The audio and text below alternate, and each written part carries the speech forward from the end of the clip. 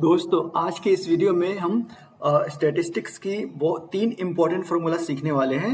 Mean, median and mode. So सबसे पहले हम जानेंगे कि मीन क्या होता है। तो मीन किसी भी डेटा, अगर आपके पास कोई न्यूमेरिकल डेटा है तो वो न्यूमेरिकल डेटा का जो एवरेज होता है उसे हम मीन कहते हैं। उसका सिंपल फॉर्मूला है average is equal to average, और फिर आपको वो रेंज सेलेक्ट कर लेना है, फिर ब्रैकेट को क्लोज करना है। इस तरह से आप देखोगे इसका मीन यानी एवरेज 32.4 है। वैसे ही मीडियन क्या होता है? मीडियन मिड का वैल्यू होता है।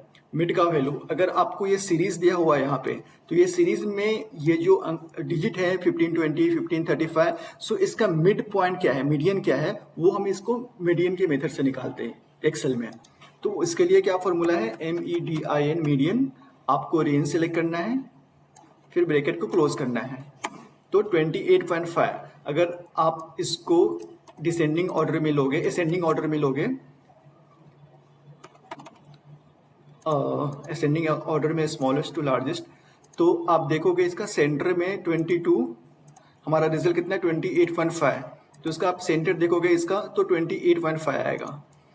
वैसे ही मोड का मतलब क्या होता है कि फ्रीक्वेंटली कौन सा डिजिट आ रहा है, कौन सा मेरा डेटा आ रहा है फ्रीक्वेंटली वो सीरीज में, उसे हम मोड से पता करते हैं। तो उसके लिए क्या फंक्शन है? MODE, mode.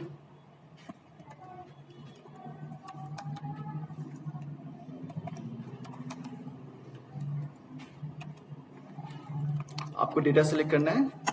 तो इस तरह से हमारा 15 रिजल्ट है। मतलब आप अगर आप देखोगे तो 15, 1 2 3 टाइम 15 आया है, सबसे ज्यादा टाइम ये आया है। तो इस तरह से हम मीन, मीडियन, मोड का यूज करके डिफरेंट एनालिसिस के लिए हम यूज कर सकते हैं। So thanks for watching my channel. Please do like and subscribe.